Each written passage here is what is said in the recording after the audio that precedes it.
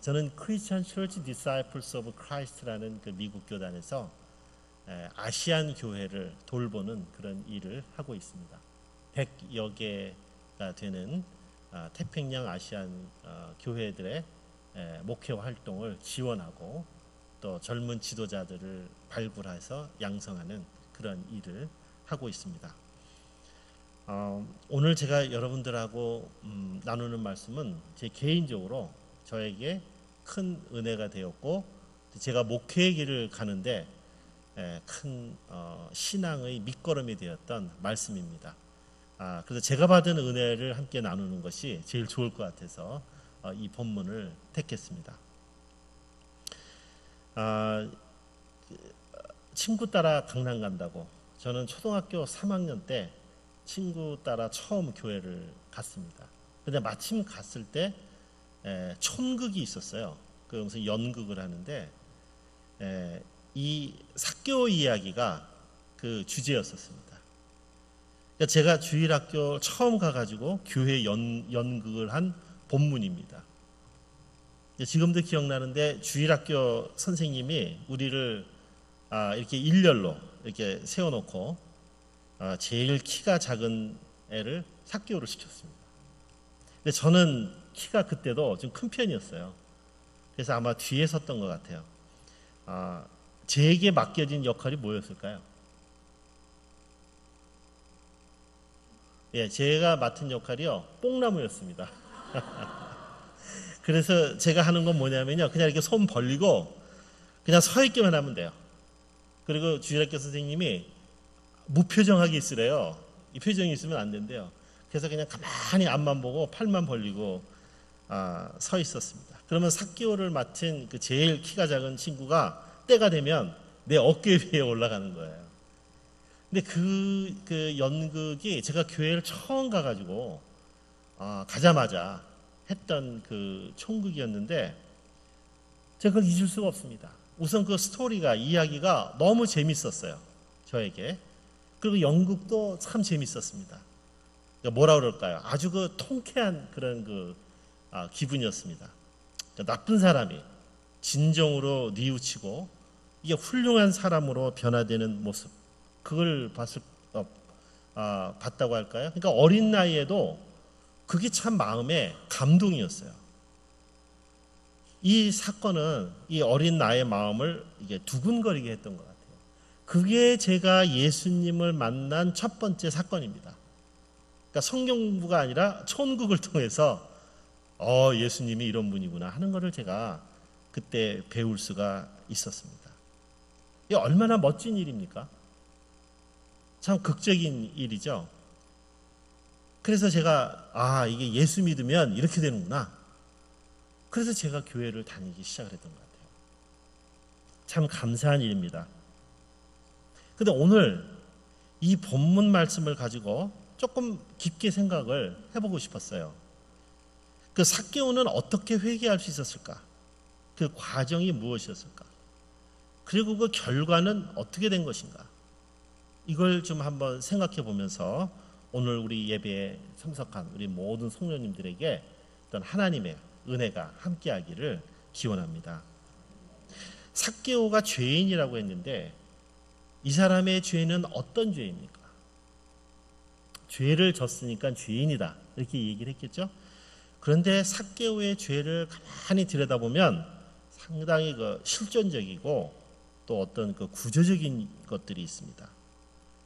당시에 그 먹고 살기 위해서 뭐라도 했어야겠죠.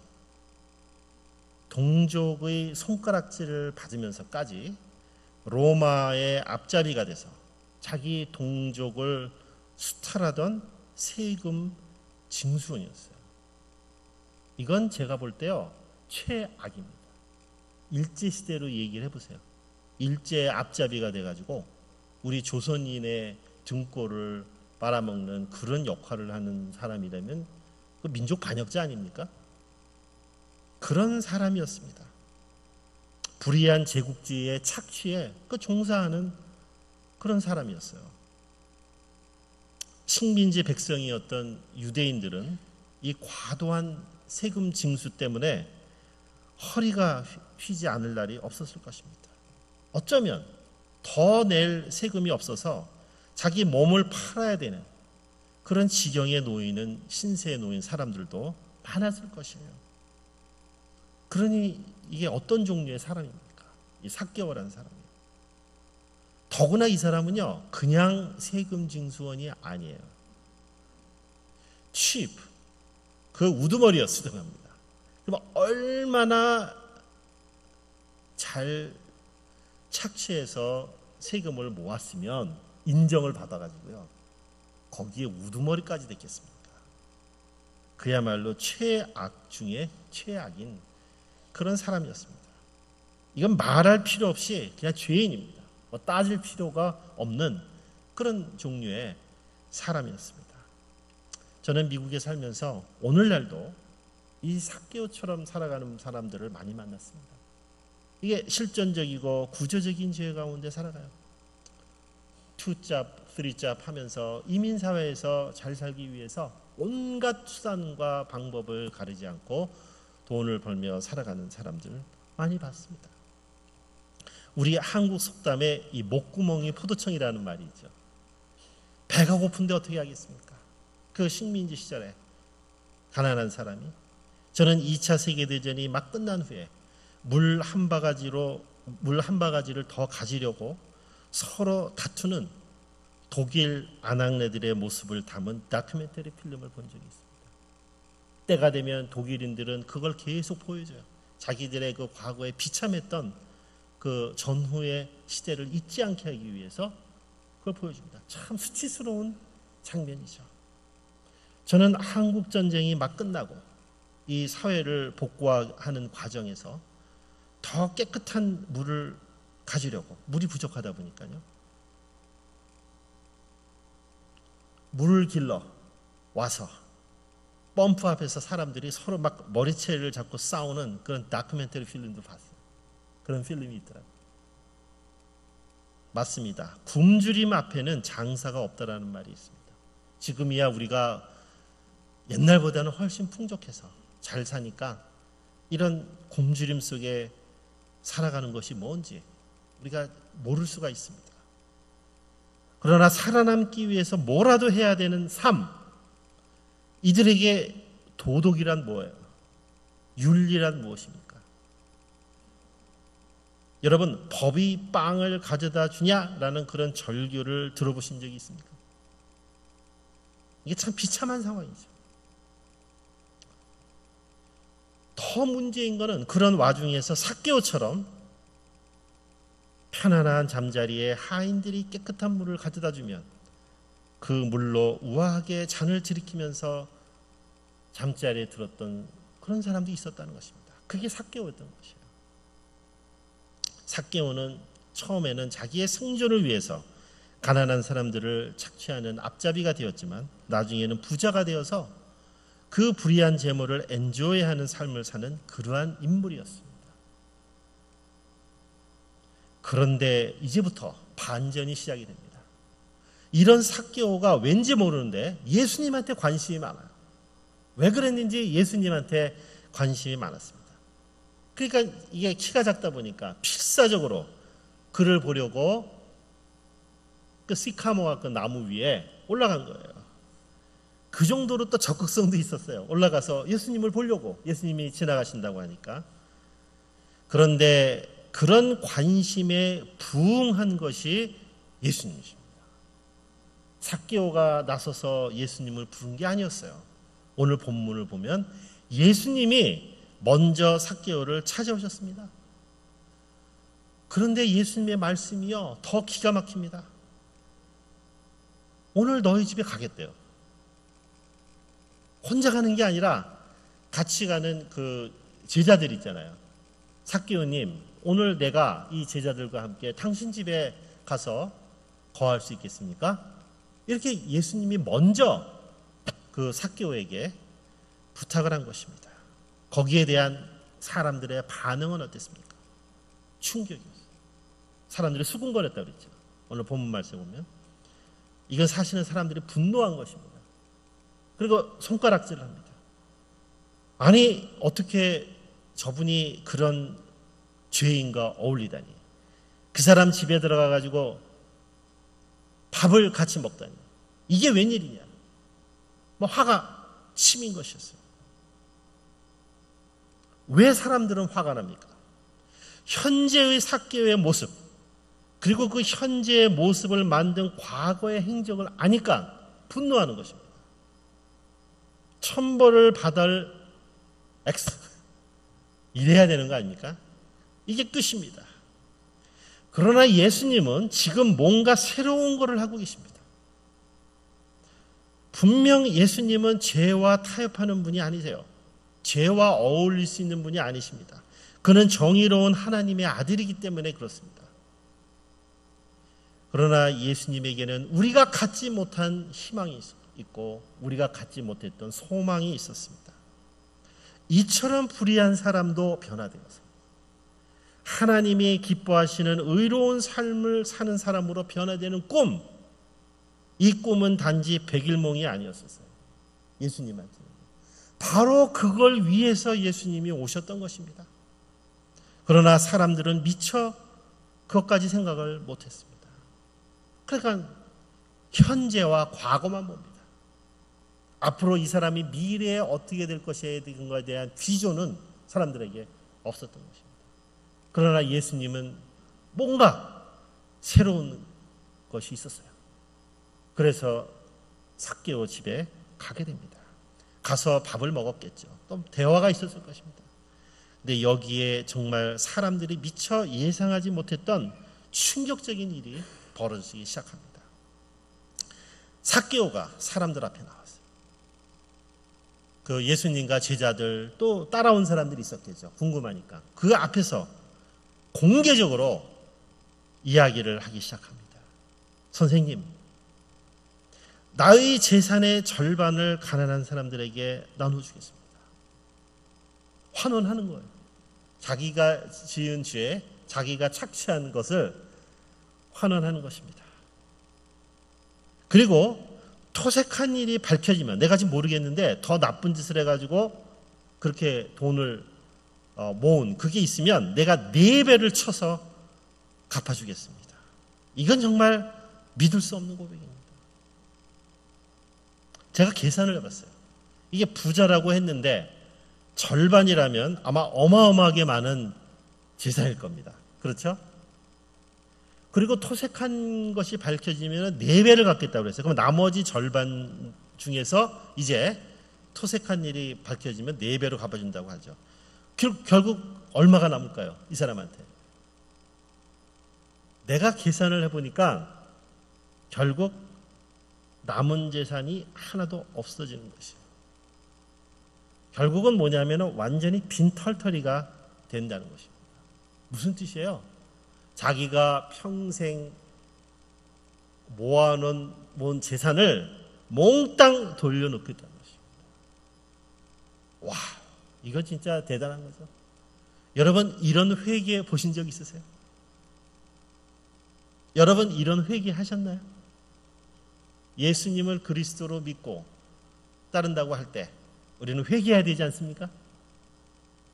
이 삭개오 같은 회개, 여러분 이런 회개를 하셨습니까? 그렇습니다. 회개는 50%의 변화가 아닙니다.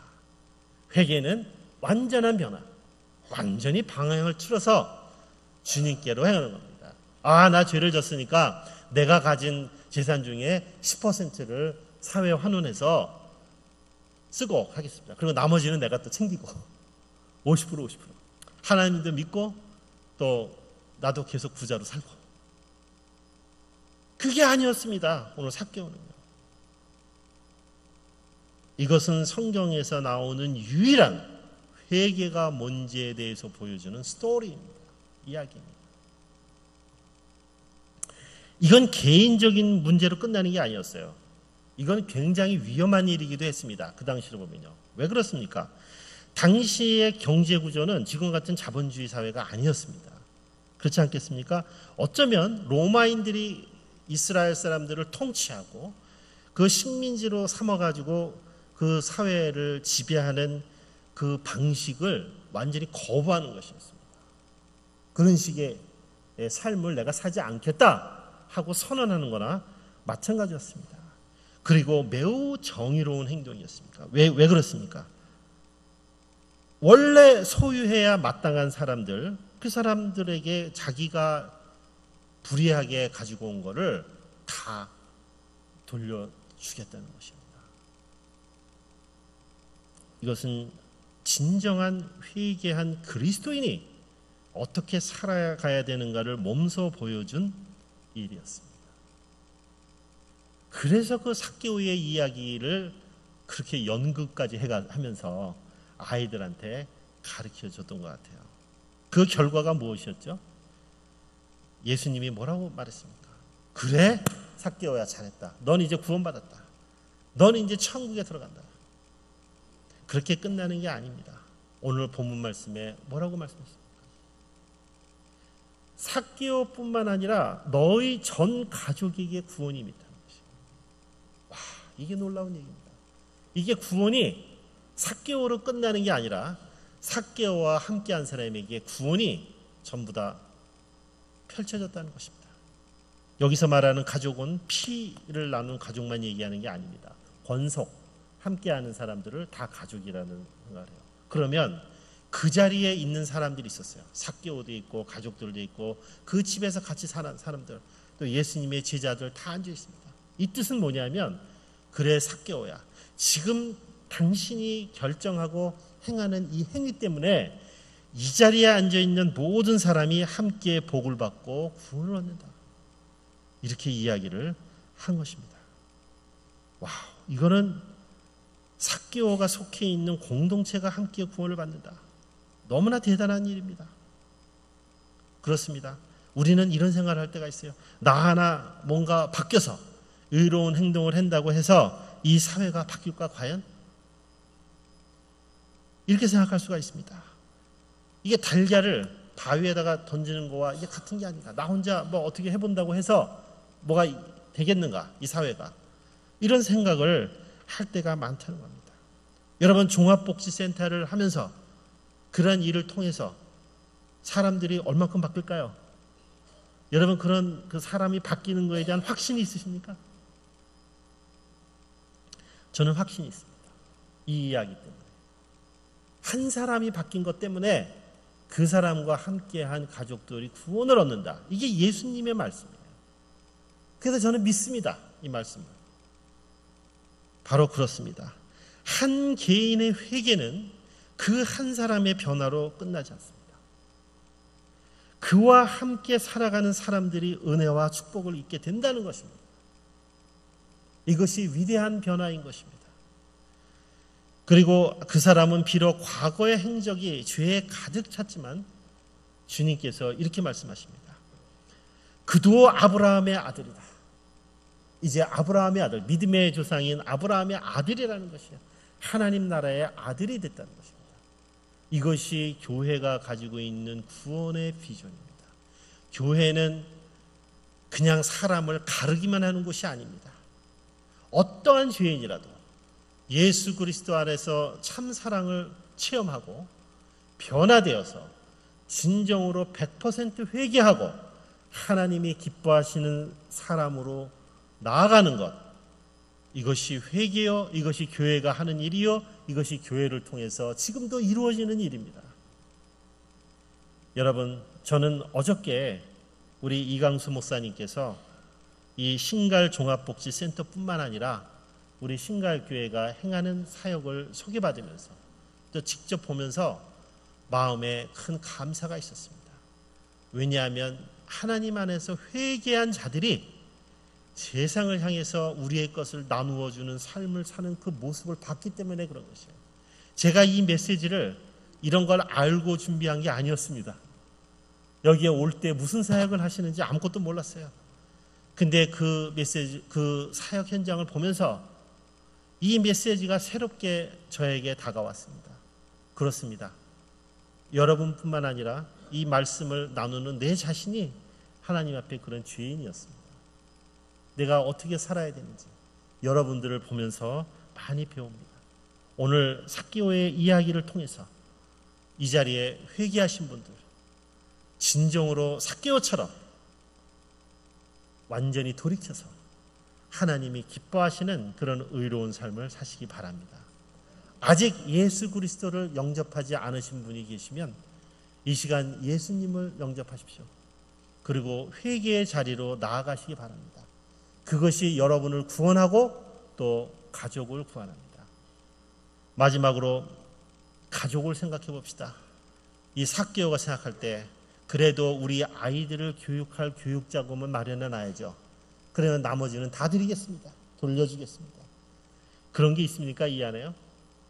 불의한 돈으로 우리 아이들을 먹이는 것보다 의롭게 살아가는 부모 밑에서 자기 힘으로 땀 흘려 먹고 살아갈 수 있는 자녀가 된다면 그거보다 더 귀한 일이 있겠습니까? 우리가 자녀들에게 물려줘야 될 것이 무엇일까요? 돈을 물려줍니까? 그것이 우리 아이들을 건강하게 만들까요? 결코 그렇지 않습니다. 그 아이들이 부모의 이런 회개의 삶을 사는 모습을 보고 그 길 속에서 예수 그리스도를 본다면 그 아이들은 건강하게 살아갈 수 있을 것입니다. 토요일 날 부모님과 자녀들이 함께 모여서 성경 공부하고 기도하는 모습을 보았습니다. 하나님 말씀을 가르쳐주고 하나님 말씀 안에서 하나 되는 가족을 보면서 제가 마음이 막 뛰었어요. 그렇구나. 그것이 가장 훌륭한 유산이라는 것입니다. 그렇기 때문에 그 가족의 구원이 오는 것입니다. 오늘 이 삭개오의 회개는 가족과 또 함께하는 모든 사람들에게 구원을 주는 진정한 회개였습니다. 우리 모두 그런 자리로 나아가는 귀한 성도님들이 되시기를 바랍니다. 감사합니다.